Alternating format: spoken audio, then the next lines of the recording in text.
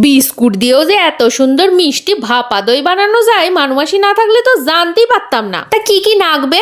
Horlicks biscuit দিয়ে মিষ্টি দই বানানোর জন্য লাগছে লিকুইড দুধ, হরলিক্স বিস্কুট, টক দই আর চিনি।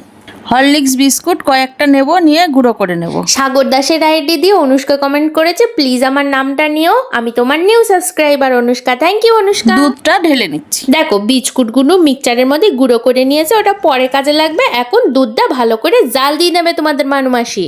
দুধটা জাল দিয়ে নিচ্ছি। ফুটে ফুটে দেখো অনেকখানি কমে এসেছে। এখন হাফ বাটি মতন চিনি ঢেলে দিল। এবার নেড়ে সেড়ে নামিয়ে নিয়ে দুধটা ভালো মতন ঠান্ডা করে নিয়ে বিস্কুটের গুঁড়োটা ঢেলে দিচ্ছে। নাড়াচাড়া করার পরে দুধটা কিন্তু আরো ঘন হয়ে আসবে। অন্যদিকে একটা বাটির মধ্যে হাফ বাটি মতন টক দই ঢেলে নিতে হবে, সেইটাকে ভালো মতন ফেটিয়ে এই দুধের মধ্যে ঢেলে দিতে হবে। ব্যাস, এইবার ভালো করে নাড়াচাড়া করে মিশি কাপের মধ্যে ঢেলে দাও। আচ্ছা, মানুমাসির কিন্তু এটা নতুন আইডি মানু হালদার, তোমরা একটু ফলো টলো করে দিও। সব কাপগুলোই ভরা হয়ে গেলে এইবার গ্যাসের উনুনে ওই 7 থেকে 8 মিনিট মতন জলের মধ্যে ভাপাতি বসিয়ে দেবে ঢেকে ঢুকে। তোমাদের কথাই স্টিম করে নেবে। 7 থেকে 8 মিনিট পরে ঢাকনা খুলে চেক করে দেখবা হয়ে গিয়েছে তোমাদের ভাপা দই। তবে হ্যাঁ, গরম গরম ভাপা দই যেন আবার খেতে যেও না, ফ্রিজের মধ্যে 2 থেকে 3 ঘন্টা মতন রেখে দিও। তোমাদের যে কি বলবো, কি যে টেস্টি হলো খেতে, আমি তো আমার মুখকে সামলাতেই পারছিলাম না। খেয়ে যাচ্ছি। তোমরা বাড়িতে একবার বানিয়ে খেয়েও।